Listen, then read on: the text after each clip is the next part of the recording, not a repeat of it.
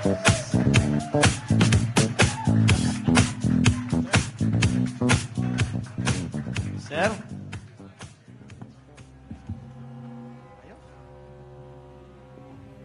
Magandang hapon po sa ating lahat. Kanina po sabi ni Senator Bato, kasama po siya sa mga nagbebenta ng suka. Yung iba naman po siguro ay bumibili ng suka. Alam po ninyo ako, dahil sa hirap yata na dinaanan ko sa aking buhay, nangungutang po ako ng suka. Pero kahit po ganun, kahit na tayong lahat ngayon na nandito ay pinaglihi lahat sa suka, tayo po lahat ay nakakakilala. Alam natin kung bakit napakataas ng pangunahing bilihin sa ating bansa. Yung hindi kumakain ng suka, hindi nila alam yun. Alam din natin na lubog na tayo. Naaamoy lang natin ay suka. Pero sila hindi nila alam. Sapagkat karamihan sa kanila ay involved sa corruption. Humirap ng humirap ang ating bansa. Tingnan po ninyo ang budget nyo ngayon.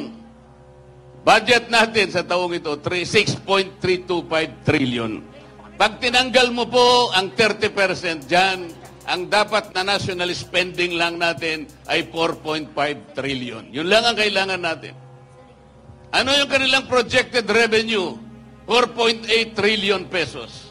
Alisin mo yung 30% na corruption, dapat 5.5 trillion yun. Sa mga tweet, ang gross revenue natin, kung wala ang corruption, will be 5.5 trillion. National spending, walang corruption, 4.5 trillion. Meron tayong surplus na 1 trillion pesos. Baligtad ang nangyari. Ngayon po, ang ating deficit, projected deficit, 1.5 trillion pesos. Katumbas ng mangungutang tayo, 122 billion pesos per month. 4.2 billion pesos per day or 173 million. Bakit po hindi niya maintindihan yan? Bakit tayo po na ipinaglihilang sa suka ang nakakaintindi nito? Napakalaki po ng problema at hamon na hinaharap ng ating bansa. Ang ginagawa nila ay para pag-awayin ang Pilipino. They impeach the Vice President even if there is no basis for it.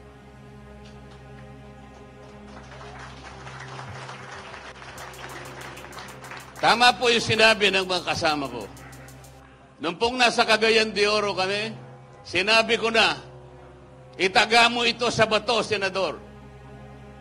I-impeach nila ang Vice President. Nangyari na po. So, ang gagawin nila ngayon, even if the impeachment complaint was a handiwork of the 19th Congress, ang gagawin nila pagdating ng 20th Congress, pipilitin nila na doon nila litisin ang ating Vice President. There is a constitutional issue here. Kailangan po ninyo yung abogado na makakarating sa 20th Congress. Kailangan po ninyo yung abogado na lalaban para sa inyo, para sa katuwiran. Sapagkat kung wala po kayong dadalhin na abogado doon na magtatanggol, our country will be going to the dogs. Hindi ko na po hahabaan ang aking sasabihin. Nagkakaintindihan naman po tayo. Gusto ko na lamang ikwento sa inyo nung inimbita po ako ng Filipino Inventor Society. Napakarami po pala nilang nagawang invention.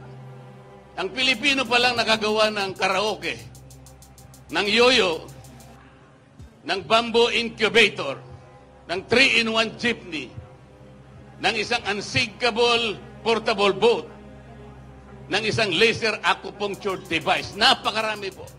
Pati pala banana ketchup, Pilipino pala naka-invento. Ang sabi ko po sa kanila, bakit hindi kayo naka-imbento ng isang aparato na kailangan natin, lalong-lalo na sa panahon ng eleksyon? Katulad po ng isang scanner na kung saan yung pong kumakandidatong senador ngayon, 65 yata silang lahat.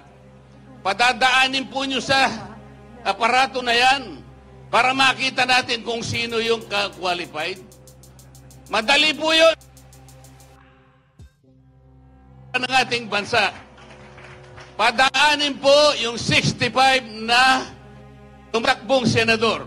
Maniwala kayo sa akin, kapag kayong na-inventong aparato na yon ay matino, alam po ninyo kung sino lamang ang lulusot doon?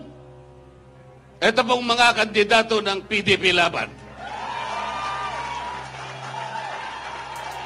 Lahat po ay re-rejectin ng aparato na yon.